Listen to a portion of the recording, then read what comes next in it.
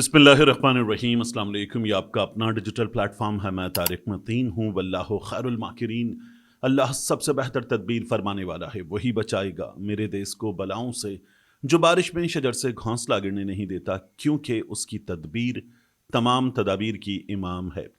آج جمعے کا دن ہے، اپریل کی 10 تاریخ۔ میرا آپ سے آج کے دن یہ پہلا انٹریکشن بہت عام دن ہے آج کا، کیونکہ پاکستان میں جو تمام گیسٹس ہیں وہ آج پاکستان کچھ کہا جا رہا ہے آ چکے، کچھ آ رہے ہیں، اور اس پہ شور یہ مچا کہ ایک سرپرائز گیسٹ آ رہا ہے۔ رات ایک پاگل پن شروع ہو گیا اور لوگوں نے بتانا شروع کیا کہ پاکستان ان تمام گیسٹس کے علاوہ، جو امریکہ سے آ رہے ہیں، جو ایران سے آ رہے ہیں، ان کے علاوہ ایک سرپرائز گیسٹ آ رہا ہے۔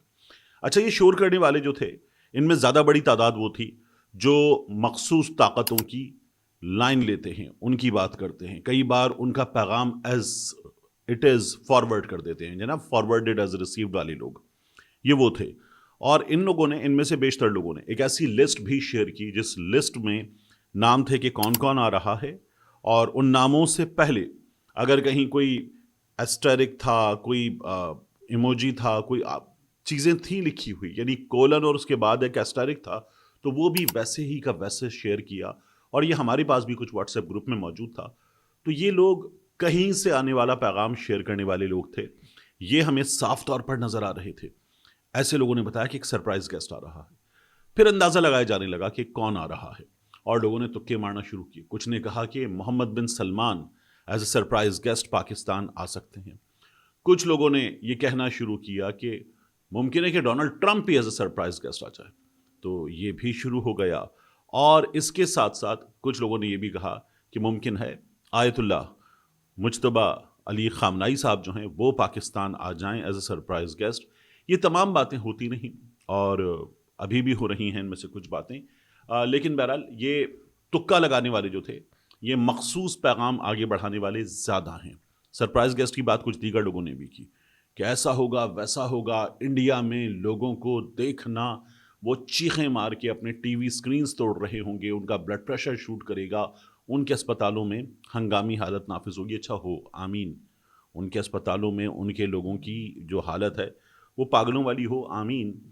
لیکن تھوڑا سا یہ جو جتنے لوگ جو ہیں وہ کوئی معجون، کوئی کشتہ کھا کے بیٹھ گئے اور اپنا بلڈ پریشر انہوں نے بہت چڑھا لیا ہے، ایسے لوگوں کو مشورہ یہ ہے تھوڑا سا اطمینان سے، تھوڑا سا دھیرج رکھیں، تھوڑا سا صبر کریں، رکو ذرا، صبر کرو۔ یہ پالیسی ان لوگوں کو اپنانی چاہیے۔ یہ پالیسی جو نہیں اپناتے نا، ان کے ساتھ کیا ہوتا ہے؟ ان کے ساتھ ہوتا ہے وہ جو خواجہ آصف کے ساتھ ہوا۔ خواجہ آصف صاحب ہمارے وزیر دفاع ہیں، اور وزیر دفاع صاحب نے ایک ٹویٹ کیا۔ اب وزیر دفاع صاحب کا ٹویٹ تھا، اور پاکستان کا دفاع کرنے والا آدمی جو ظاہر ہے کہ پاکستان کی اسٹیبلشمنٹ سے بھی سب سے قریبی تعلق رکھتا ہے، وہ اگر ٹویٹ کرے، اور ٹویٹ کرے اسرائیل کے خلاف، اور ایسا ٹویٹ کہ لوگ کہیں خواجہ آصف نے چس کرا دی، اور اس ٹویٹ میں لکھا ہو اسرائیل شر ہے، لعنت ہے، اور اسرائیل یعنی انسانیت کے لیے لعنت ہے، جب یہ مذاکرات ہو رہے ہیں اسلام آباد میں، لبنان میں جینوسائیڈ جاری ہے، اور معصوم شہری وہ اسرائیل مار رہا ہے، پہلے غزہ میں مارے، پھر اس کے بعد ایران میں، اب لبنان میں، یہ جو خون کی ہولی کھیلنا ہے اس کی جانب سے یہ جاری ہے۔ میں دعا کرتا ہوں، امید کرتا ہوں کہ جس نے یہ سرطان، کینسر پیدا کیا ہے فلسطین کی سرزمین پر، وہ یورپین جیوز جو ہیں، to get rid of European Jews burn in hell, یہ خواجہ صاحب نے کر دیا کہ جہنم میں جلو، تمہارا خاتمہ ہو جائے، تمہارے اندر کیڑے پڑیں وغیرہ۔ اور بڑا یہ جو میسج تھا، یہ خواجہ صاحب کے ٹویٹر پہ آنے کے بعد ویلکم کیا گیا زبردست طریقے سے۔ اس کے 2.4 ملین ویوز ہمیں نظر آ رہے ہیں ان اسکرین شاٹس میں جہاں یہ ٹویٹ خواجہ آصف صاحب کا موجود تھا۔ پھر اس کے بعد یہ ہوا کہ خواجہ آصف صاحب نے یہ ٹویٹ ڈیلیٹ کر دیا۔ آپ نے اسرائیل کے خلاف ٹویٹ ڈیلیٹ کر دیا؟ اسرائیلی ایجنٹ تو کوئی اور ہے، یہودی ایجنٹ تو کوئی اور ہے، یہودیوں کا داماد تو کوئی اور ہے۔ تو کیا اسرائیل فلسطین میں نسل کشی نہیں کر چکا؟ کیا اس نے لبنان میں وہی کام نہیں کیا؟ کیا اس نے نہتے بے گناہ شہریوں کو ایران میں نہیں مارا؟ مناب کی بچیوں کو نہیں مارا؟ شیراز کے اسکول میں بچوں کو نہیں مارا؟ اسپتالوں پہ بم نہیں مارے؟ نو مولود کی نرسری پہ اس نے بم نہیں مارے؟ خواجہ صاحب نے اپنا یہ ٹویٹ جس میں سینہ ایسے کر کے خواجہ صاحب جو ہے وہ سپرمین کی طرح سامنے آئے تھے، وزیر دفاع پاکستان، وہ ٹویٹ خواجہ صاحب نے نا ڈیلیٹ کر دیا. وہ جو میوزک ہوتا ہے نا ٹناؤں، سب ختم ہو گیا. وہ ہوا. اب سوال یہ پیدا ہوا کہ یہ خواجہ صاحب نے کیا کیا ہے، کیوں کیا ہے؟ اس کا جواب یہ آیا کہ یہ خواجہ صاحب کے ٹویٹ ڈیلیٹ کرنے کی ٹائمنگ اور ایک ٹویٹ آیا اس ریئیکشن کی ٹائمنگ اگر آپ دیکھیں کہ کتنے بجے خواجہ صاحب نے ٹویٹ ڈیلیٹ کیا، اس سے پہلے کیا ہوا، اس کو دیکھا جائے تو خواجہ صاحب نے یہ ٹویٹ ڈیلیٹ کیا اس سے پہلے پرائم منسٹر آف اسرائیل ان کے اکاؤنٹ سے ایک ٹویٹ ہوا، پاکستان's defense minister's call for Israel's annihilation is outrageous. This is not a statement that can be tolerated. برداشت نہیں کریں گے، اسرائیل کہہ رہا ہے برداشت نہیں کریں گے from any government، کوئی بھی حکومت ہو ہم برداشت نہیں کریں گے، especially not from one that claims to be a neutral arbiter of peace. تو انہوں نے کہا کہ آپ تو امن کے مذاکرات کروانے والے ہیں، آپ کی طرف سے یہ آئے گا تو برداشت نہیں کریں گے. اسرائیل کا جو امریکہ میں سفیر ہے اس نے کہا the Ayatollahs chanted death to Israel and now a so-called mediator is echoing the same language. You are not a mediator, Mr. Asif. You are the problem. Even if it is to your dismay, Israel is here to stay. That's not for negotiation. تو یہ اسرائیل کے سفیر نے، جو امریکہ میں سفیر ہے، اس نے بھی ٹویٹ کر دیا. خواجہ صاحب کا ٹویٹ ہو گیا ڈیلیٹ. اور ہمارے ہاں وہ لوگ جو کہہ رہے تھے یہ دیکھو ایسے بات کرتے جیسے خواجہ آصف بات کر رہا ہے، یہ ہے خواجہ آصف، وہ تو یہودیوں کا داماد تھا جو جیل میں اب بیٹھا ہوا ہے، اسرائیلی ایجنٹ. خواجہ صاحب ٹویٹ ڈیلیٹ کر گئے. یہ وہ ہیں جو حامد میر صاحب کے شو میں نا نہیں کیا میر صاحب نہیں کیا، وہ جو ہے نہیں کیا، یہ کر رہے تھے. اور پھر ان کو نکال کے دکھایا گیا کہ ٹویٹ کیا گیا ہے، عمران خان کی جیل میں ہوتے ہوئے ٹویٹ کیا گیا ہے. تو اب خواجہ صاحب خود ٹویٹ کرنے کے بعد انہوں نے خود ایک بار بڑا ایک مشہور جملہ کہا تھا، دوڑ گیا جے. تو خواجہ صاحب کو یاد دلایا جا رہا ہے کہ خواجہ صاحب دوڑ گئے، جو وہ مطلب خواجہ صاحب جس طرح سے گئے ہیں، اب یہ ان تمام لوگوں کے لیے جو نا سر شرم سے جھک جائے وہ والا مقام ہے جو خواجہ صاحب نے کر دیا. بہت ہی کوئی افسوسناک چیز تھی، نہ جانے خواجہ صاحب نے کیا کیا، لیکن بہرحال خواجہ صاحب یہ کام کر گئے. اس میں ایک اور بات کی جا رہی ہے کہ دیکھیں جی آپ کے یہاں امن مذاکرات ہو رہے ہیں، اس سے پہلے اس طرح کی بات کر دینا یہ تو ذرا نامناسب ہے، اس لیے ڈیلیٹ کر دیا گیا. تو مطلب آپ کوئی عجیب و غریب مخلوق ہیں کیا ہیں؟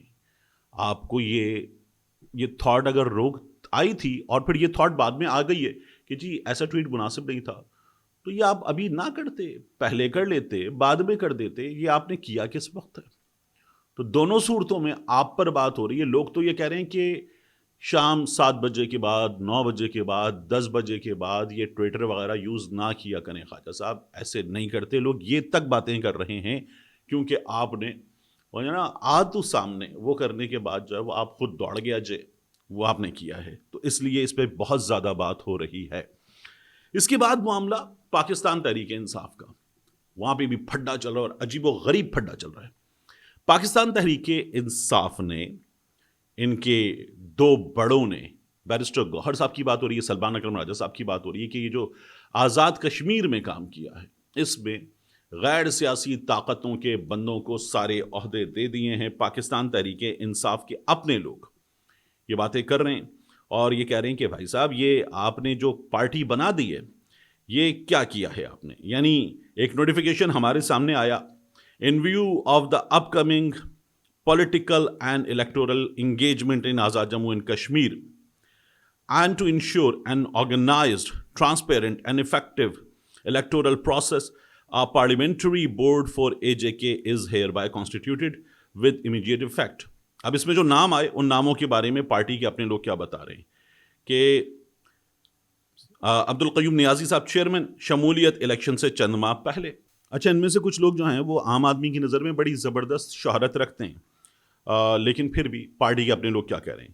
وہ کہہ رہے ہیں کہ عبدالقیوم نیازی الیکشن سے چند ماہ پہلے شمولیت، خواجہ فاروق 6 دفعہ پارٹی تبدیل کی، ظفر انور 3 دفعہ پارٹی تبدیل کی، میر عتیق الیکشن سے 1 ماہ پہلے شمولیت، محمد اقبال بنیادی رکن، پھر اس کے بعد شفیق صاحب کی بات ہو رہی ہے الیکشن سے ایک ماہ پہلے، سردار نیر صاحب کی بات ہو رہی ہے 6 دفعہ پارٹی تبدیل کی، پھر اس کے بعد حمید پاٹھی یہ 7 بار پارٹی تبدیل کی، ان میں سے ممکن ہے کوئی نام میں غلط بھی پڑھ رہا ہوں، غلام محی الدین انہوں نے 4 دفعہ پارٹی تبدیل کی، حافظ حامد رضا 4 دفعہ پارٹی تبدیل کی، عامر نصیر الیکشن سے چند ماہ پہلے شمولیت۔ تو پارٹی کے اپنے لوگ کہہ رہے ہیں کہ آپ نے اسٹیبلشمنٹ کے لوگ شامل کر دیے ہیں، نام نہاد جعلی صدر، جعلی پارلیمانی بورڈ کو ہم مسترد کرتے ہیں، بانیان P T I Azad Kashmir. پھر وہ ساتھ میں کہتے ہیں کہ مسلم کانفرنس کا پارلیمانی بورڈ پی ٹی آئی کے فیصلے نہیں کر سکتا، یہ تو دوسری طرف سے ہو گئے فیصلے، وہ یہ بتا رہے ہیں P T I leadership Imran Khan کے نظریاتی لوگوں سے مشاورت کے بعد دوبارہ پارلیمانی بورڈ تشکیل دے۔ صدر صاحب نے جس طرح تنظیم سازی میں پی ٹی آئی کے کارکنان کو نظر انداز کیا، اسی طرح پارلیمانی بورڈ کی تشکیل میں بھی غیر ذمہ داری دکھائی۔ حلقے کے لوگوں کو یاد ہوگا کہ ضمنی الیکشن میں بھی اسی روش نے جماعت کو نقصان پہنچایا اور 22,000 ووٹ لینے والی پارٹی نے 4,400 ووٹ لیے۔ تو یہ پاکستان تحریک انصاف کے اندر کا پھڈا ہے، ٹھیک ٹھاک بڑا پھڈا ہے۔ پاکستان تحریک انصاف اپنے اندر کچھ مسائل سے ایسے الجھی ہوئی ہے کہ نکل ہی نہیں پا رہی، اور پاکستان تحریک انصاف کے ان لوگوں کے بارے میں کہا تھا کہ یہ کہیں اور سے ڈکٹیشن لیتے ہیں۔ وہ جو شعر ہے، ہم نے ایک اور بھی محفل میں انہیں دیکھا ہے، یہ جو تیرے نظر آتے ہیں سب تیرے نہیں، تو یہ وہ سچویشن ہے۔ آخر میں کل رات اے آر وائی نے خبر چلائی اور کہا کہ پیٹرول سستا کر دیا، غالباً 300 روپے کر دیا حکومت نے، بڑی زبردست انداز میں بریکنگ کیوب گھما وہ لال رنگ کا باکس کہ جی ہو گیا کام۔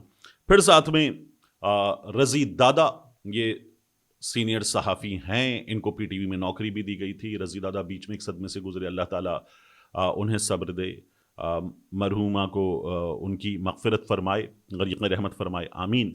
انہوں نے کہا چاچو نے ایک ساتھ پتہ نہیں 78 روپے پیٹرول سستا کر ڈالا، کیا کیا ہے، پیٹرول ابھی تو فل کروایا تھا۔